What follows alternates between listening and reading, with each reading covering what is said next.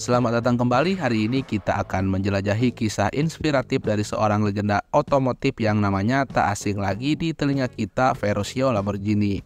Dari perjalanan hidupnya yang penuh tantangan hingga pencapaian luar biasa dalam dunia mobil sport, Ferruccio bukan hanya seorang pengusaha tetapi juga simbol dari semangat juang dan inovasi.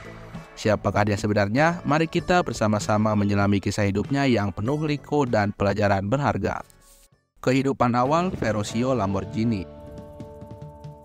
Ferruccio Lamborghini lahir pada 28 April 1916 di Italia, dalam sebuah keluarga yang sederhana dengan sedikit sumber daya.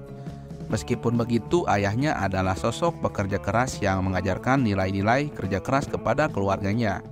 Bersama ibunya dan saudara laki-lakinya, mereka menghabiskan waktu di kebun anggur, bercocok tanam, dan berharap untuk mendapatkan panen yang baik setiap tahun. Sejak kecil, Ferruccio menunjukkan ketertarikan yang besar pada kendaraan, terutama traktor. Dia sering membantu ayahnya memperbaiki traktor yang digunakan untuk bertani, yang kemudian menumbuhkan kecintaannya terhadap mesin dan teknologi. Perang Dunia II dan perubahan hidupnya. Namun kehidupan Ferruccio berubah drastis ketika Perang Dunia II meletus. Pada usia 23 tahun, ia direkrut oleh Angkatan Udara Kerajaan Italia dan ditugaskan ke Pulau Rhodes, di mana ia bekerja dalam Departemen Perbaikan Kendaraan Militer. Selama masa perang, banyak keluarga terpisah dan banyak anak muda mendaftar untuk bertugas. Ketika Italia menyerah, Ferruccio dan rekan-rekannya ditangkap oleh pasukan sekutu. Keterampilannya sebagai mekanik diakui, dan ia diberikan kesempatan untuk bekerja memperbaiki mesin sampai akhirnya dia dibebaskan. Kembali ke kehidupan sipil. Setelah perang berakhir, Ferruccio kembali ke rumahnya dengan semangat baru dan rasa syukur. Ia sangat senang dapat berkumpul kembali dengan keluarganya. Pada saat yang sama, ia juga ingin mengubah hidupnya dengan membangun masa depan yang lebih baik. Ferruccio memutuskan untuk menetap di kota bersama kekasihnya, Clelia. Ia merencanakan kehidupan baru dan membentuk keluarga. Ia menginginkan sebuah bengkel untuk memproduksi traktor yang lebih kuat dan efisien. Meskipun ayahnya merasa skeptis terhadap rencananya, Ferruccio meyakinkan ayahnya bahwa ia bisa melakukan ini dengan bantuan sahabatnya Matteo. Ia memiliki ide untuk memodifikasi traktor dan memproduksi model yang lebih praktis dan terjangkau, sesuatu yang sangat dibutuhkan di Italia pasca perang. Meskipun ayahnya khawatir tentang situasi ekonomi yang rapuh, Ferruccio bertekad untuk mengejar impiannya. Perlombaan dan kegagalan. Ferruccio dan Matteo memutuskan untuk mengikuti sebuah perlombaan untuk mendapatkan dana dari investor. Mereka berharap kemenangan dalam perlombaan itu akan membuka peluang bagi mereka. Sayangnya pada awal perlombaan, Matteo mengemudikan traktor, tetapi mereka mengalami kecelakaan yang membuat mereka didiskualifikasi. Kegagalan ini sangat menyakitkan bagi mereka, terutama karena semua usaha dan dedikasi yang telah mereka curahkan. Meskipun demikian, Matteo tetap mendukung Ferruccio. Kegagalan ini justru menjadi titik balik bagi Ferruccio untuk lebih berfokus pada tujuannya. Ia menyadari bahwa keberhasilan tidak selalu datang dengan mudah dan bahwa tantangan adalah bagian dari perjalanan menuju impian. Membangun bisnis traktor. Setelah momen tersebut, Ferruccio meminta pinjaman kepada ayahnya untuk memulai proyek traktor. Dengan tekad dan dukungan dari keluarganya, ia berhasil membangun bengkel kecil di mana ia mulai merancang dan memproduksi traktor pertamanya. Ia memperkenalkan inovasi baru yang membuat traktor lebih efisien dan mudah digunakan, termasuk sistem penguapan bahan bakar yang cerdas.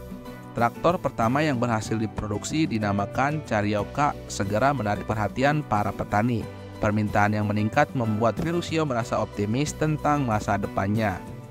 Ia menyewa mekanik dan pekerja untuk mempercepat produksi, dan dalam waktu singkat perusahaan traktor Ferruccio berkembang pesat. Tragedi pribadi. Namun di tengah kesuksesannya, Ferruccio menghadapi tragedi pribadi yang mendalam ketika Clelia meninggal saat melahirkan anak pertama mereka. Kehilangan ini menghantui Ferruccio dan menjadi pukulan berat baginya. Ia merasa seolah-olah kehilangan arah, tetapi di tengah kesedihan itu ia bertekad untuk meneruskan hidup demi anaknya. Ferruccio mengalihkan perhatian dan energinya ke dalam pekerjaannya, meluncurkan lebih banyak model traktor dan terus mengembangkan perusahaan. Ia mulai membangun reputasi sebagai produsen traktor yang inovatif dan efisien, sehingga perusahaan Lamborghini semakin dikenal di kalangan petani. Memasuki dunia balap dan mobil sport. Seiring berjalannya waktu, ketertarikan Ferruccio tidak hanya terbatas pada traktor. Ia mulai tertarik pada dunia balap dan mobil sport. Ia mengumpulkan beberapa mobil mewah termasuk Ferrari. Namun hubungan Ferruccio dengan Ferrari tidak selalu harmonis. Ia sering mengalami masalah dengan mobilnya, dan ketika mencoba menawarkan kerjasama kepada Enzo Ferrari, tawarannya ditolak. Enzo menganggap Ferruccio yang dikenal sebagai pembuat traktor tidak memiliki kapasitas untuk mendesain mobil sport. Sebagai reaksi, Ferruccio memutuskan untuk merancang mobil sportnya sendiri yang akan menjadi yang terbaik di kelasnya. Dengan semangat yang menggebu, ia mendirikan pabrik mobil Lamborghini di Santa Agata, Italia. Disinilah ia mulai merancang dan mengembangkan mobil pertamanya, Lamborghini 350 GT. Mobil pertama yang diluncurkan Lamborghini 350 GT langsung menarik perhatian publik dan mendapatkan pujian tinggi. Desainnya yang inovatif dan performanya yang mengesankan menjadikan salah satu mobil paling dicari saat itu. Presentasi mobil ini di Geneva Motor Show menjadi momen bersejarah bagi Lamborghini. Ferruccio menjadi sorotan dengan pernyataan ikoniknya yang berbunyi, "Anda membeli Ferrari saat Anda menginginkannya, tetapi Anda membeli Lamborghini ketika Anda adalah seseorang." Keberhasilan dan krisis. Antara tahun 1965 dan 1970, Lamborghini terus meluncurkan model-model baru, termasuk Lamborghini Miura yang legendaris. Mobil ini mengejutkan industri otomotif menjadi simbol kemewahan dan keanggunan. Namun, kesuksesan ini tidak bertahan lama. Krisis minyak pada tahun 1973 menyebabkan penurunan permintaan yang signifikan dan dampak besar bagi industri otomotif di Italia. Ferruccio berjuang untuk menjaga perusahaan tetap bertahan di tengah kondisi sulit ini. Banyak karyawan yang mogok karena ketidakpuasan atas gaji mereka, dan Ferruccio berusaha keras untuk merawat mereka. Meskipun demikian, situasi semakin memburuk dan ia terpaksa menjual sebagian dari asetnya untuk tetap bertahan. Keputusan sulit untuk penutupan. Pada akhir tahun 1970-an, Ferruccio merasa tidak ada pilihan lain selain menjual perusahaan Lamborghini. Ia merasa hancur karena semua kerja keras yang telah ia lakukan selama bertahun-tahun sia-sia. Namun di balik semua itu, Ferruccio memiliki kenangan indah tentang perjuangan dan pencapaiannya.